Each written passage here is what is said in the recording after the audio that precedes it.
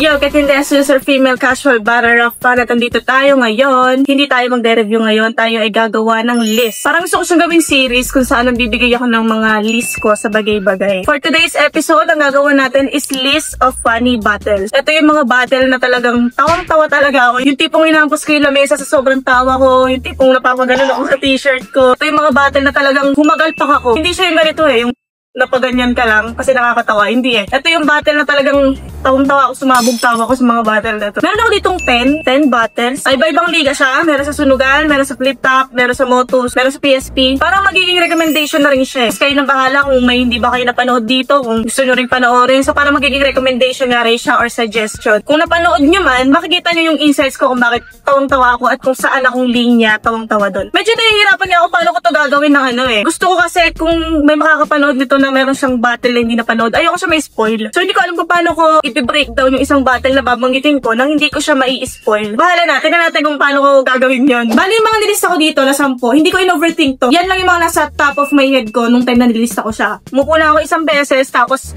ano ba yung mga battle na talagang tawang-tawa ako. Top of my head lang, tapos sinulat ko, and then yan. Nagawa ko na siya ng video ngayon. Naniniwala kasi ako na nasa top of your head mo sila for a reason. Pag in-overthink ko masyado to, baka hindi na siya maging natural, ganun. Actually, hindi ko siya sinadyang 10 Sumakto lang na 10 yung naisip ko nung time na yun. Lahat ng to, yung 10 na to, hindi siya naka-order. Kung ano yung una kong nilista, ibig sabihin, yun lang yung una kong naisip. Hindi siya naka-order. Ngari, top 1 yun yung pinaka-nakakatawa. Hindi ganun. Walang order to. Simulan natin. Akata versus Luxuria. Battle nila sa sunugan. Tawan-tawa ko dito kay Akata, dun sa part na kinasta niya si Luxuria. Nakakatawa rin yung palitan nila dyan ng pang-asar sa isa't isa. Si Akata, single mom yung nanay, ganyan. Tapos si Luxuria naman, parang nililibog ni Akata, pero bigla niyang babaliin. Yung battle na to, personals, bars, and jokes. At ang battle na to, parang hindi naman siya yung battle na i-expect mo nakakatawa pag nangyari In-expect mo dito, bars over bars Pero, ewan ko, tawan-tawa talaga ako yung Akata dyan. Actually, mostly nang nilista ko dito, itong 10 na to, hindi siya yung mga jokes na battle. Alam mo yun, hindi talaga siya yung mga comedian battle rap. Mostly ng mga battle na nilista ko dito, ulanan talaga ng bars Pero hindi ko alam, for some reason, natawa ako sa kanila,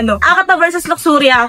Tawan-tawa ako dito kay Akata. Naalala ko na pinapanood ko to, nasa sala ako, may inaantay ako. Hindi ko na maalala kung inaantay ko, pero nasa sala ako noon, tapos nanood ako ng battle, yan, lumabas, Akata versus Luxuria. Natatawa na ako sa mga pinagsasabi nilang dalawa pero doon ako nawala sa sarili ko nung pinasta ni Akata si Luxuria Tawa talaga ako doon. Talagang ginaganong ko yung lamesa doon sa sobrang tawa ko. Hindi ko masyadong i-over-explain kasi baka mamaya may mga nanonood dito na hindi pa nila napapanood at gusto nilang panoorin ang hindi ko na-i-spoil. Ang hirap pala nang gawin. Next! Lanzetta versus Saki PSP. Battle nila to sa pangil. Tawan-tawa kasi ako sa kanila kasi magtropa yan si Lanzetta tsaka si Saki. Tapos natatawa ako sa nila, sa palitan nila ng asaran. Nag-aasaran sila ng asawa. After nila mag-asaran, bigla sila mag-aapiran. Kaya ang wholesome din yung panoorin at the same time. Umuulan ng bars, nakakatawa, and ang wholesome panoorin. Kasi after magbitaw ng masasakit na salita ng isa, matatawa lang yung isa tapos mag-aapiran sila. Yung linya na tawang-tawa ako sa battle na to, yung sinabi ni Saki na, yung linya na binila mo lang na sesto yung anak mo, feeling mo sobrang huwarang tatay ka na, parang something gano'n, nakalimutan ko ng exact line, basta ganun yung thought about sa sesto. Naalala ko na pinapanood ko to, patulog na ako, pero nawala yung antok ko sa sinabi ni Saki na tawang-tawa talaga. And nakakatawa din yung mga rebat nilang seta dito Round 3 niya,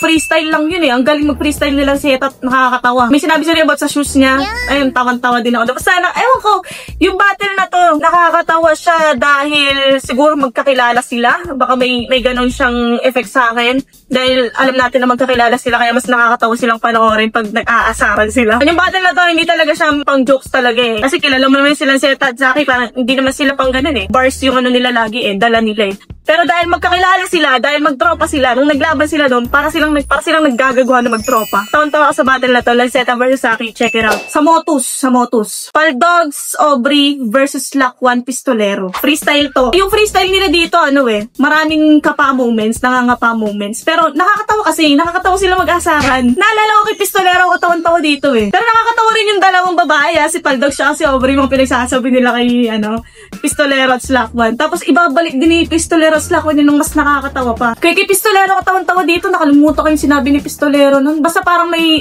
sa lamesa or something. Nakalimutan ko na. Basta yun, freestyle. Sobrang hilig ko manood ng mga freestyle battle.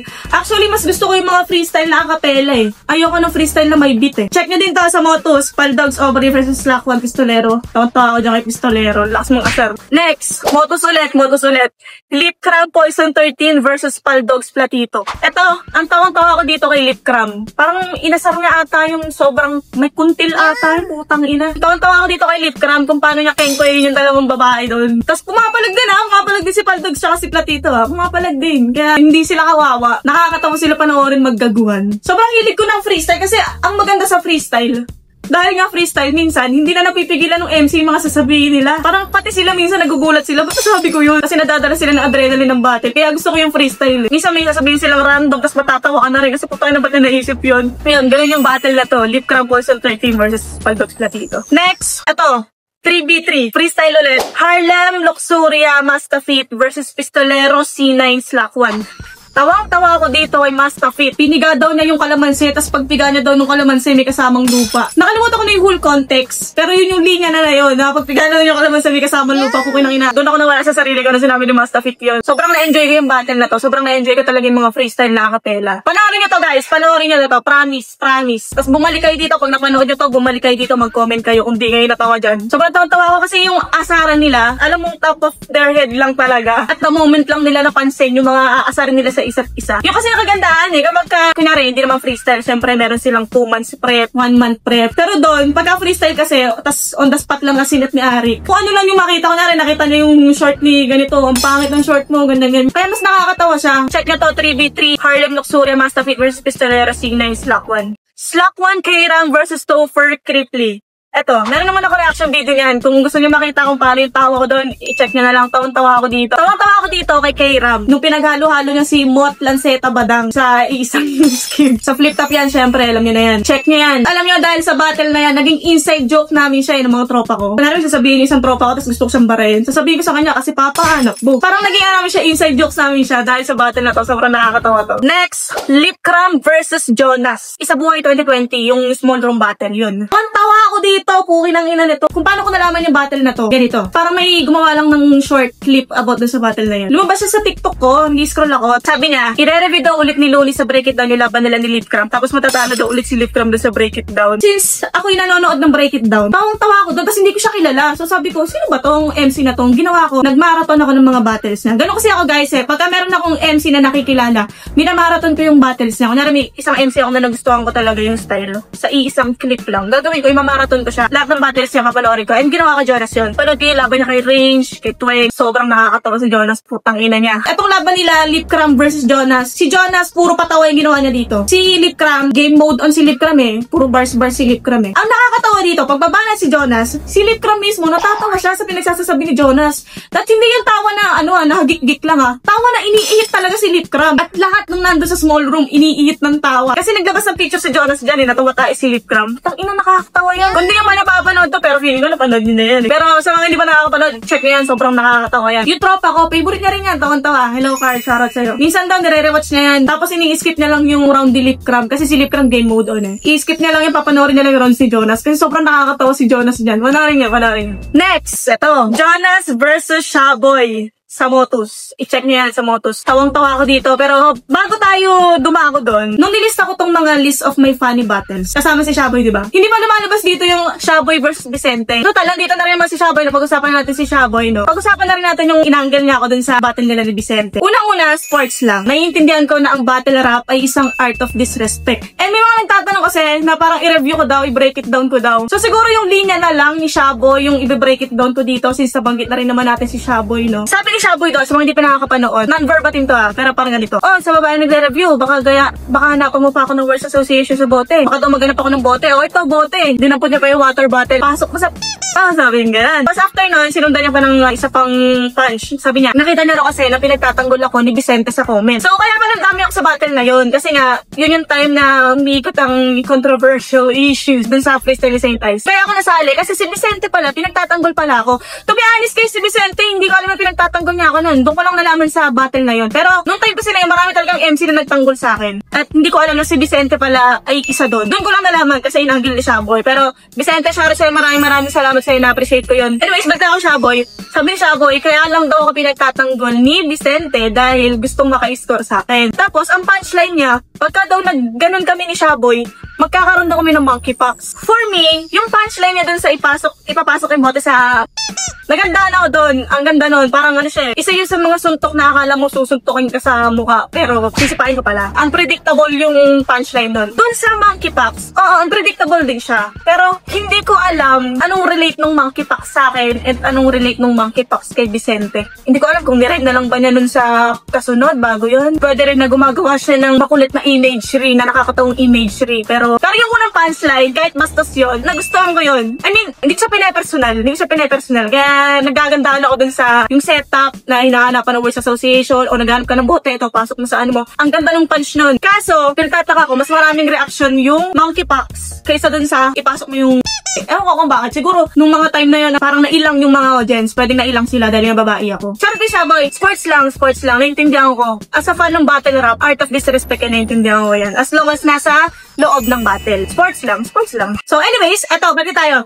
Jonas versus Shaboy. Tawang-tawa ako sa kanilang dalawa dyan. Eto, naalala ko nung pinapanood ko to. Nakaiga ako sa hita ng boyfriend ko. Nagko-content siya ako nanonood ng battle. Pupi ng ina, para akong kinikilit. Naka-t-shirt ako nung nakaganong pa yung t-shirt sa bibig ko kasi tawang-tawa ako. Tapos parang inuubo na ako kakatawa. Ganung level. Di ba kanina yung mga nabanggit kong battle, yung isa puro bars, yung isa puro jokes. Parang style clash, ganun. Or bars, tapos ewan ko bakit natatawa ko for some reason. Eto, nakakatawa talaga sila parehas. Yung palitan nila. Naglabas pa dyan ng picture hindi ko maalala kung sino naglabas ng picture, si Shaboy ata. Naglabas ng picture, sinabit pa dun sa wall. Tapos ang ganda sa picture na nilabas si Shaboy, nagsasagutan sila. Nirerebatan nila na, uy, ikaw nga yung nasa likod ng picture eh. Uy, ikaw nga itong nasa alam. Doon ako tawan-tawa po ko na ng picture mo. Tapos parang sinubo pa yung papel. Putang ina. Tawan-tawa ako sa battle na yan. Sobrang galing nila mag-asaran talaga. Panoorin niyo yan. Sobrang... Next, Dodong Saipa versus C-Rhyme. Battle nila to sa flip top. Si Dodong Saipa, tropa ko yan. Si Dodong Saipa yung tipong makita mo lang yung mukha, matatawa ka na agad kahit wala pang sinasabi. Ngitian ka lang niya ng ganito. Matatawa ka na agad sa akin. Ewan ko, sobrang random ng mga pinagsasabi niya dyan. Pero doon ako natawa sa sinabihan niya si C-Rhyme na ang haba daw ng leg ni C-Rhyme. Tapos sabi niya, sa'yo ba lahat yan? O kasama na dyan yung kamag-anak mo? Natawang-tawa ako. Nung pinanood ko to, hinampas ko na may lamesa. Sobrang tawa kay Dodong Saipa. And si C-Rhyme din Si C-Rhyme, siya dito, more on bars yung dala niya. Pero nirerebatan niya si Dodong Saipa. And effective yung mga pasundot-sundot na jokes ni C-Rhyme. O, dito lang, ganda ng battle na to. Dodong Saipa versus C-Rhyme, i-check nyo yan. Last, Aklas versus JD sa sunugan. Ayan. Nagtatalo yung dalawang addict. Parang ang narrative nung battle si JD, isang current addict nung time na yon. Si Aklas, sober na siya. Tapos na siya sa pag-addict. Tapos naging ganun yung anggilan nilang dalawa. Yan, i-check nyo yan. Tawang-tawa din ako dyan. Yan. Tapos na tayo, nakasampu na tayo. Kung may battle man ako na nabanggit dito na napanood nyo na, natawa man kayo o hindi, share nyo yung thoughts nyo. Gusto ko mabasa kung ano yung thoughts nyo sa battle na to. Kung meron naman akong nabanggit dito na hindi nyo pa napapanood, pwede nyo siyang i-add sa to watch list nyo. Kung may papanoorin man kayo dito, kung yan napanood nyo, balik kayo dito, iwan nyo yung comment kung natawa din ba kayo doon. Kahit hindi ganun, or kung anong feedback nyo sa battle na yun. Kung mabot ka pa sa part ng video na to, don't forget to like, comment, share, subscribe. Maraming salamat sa panonood. Peace out!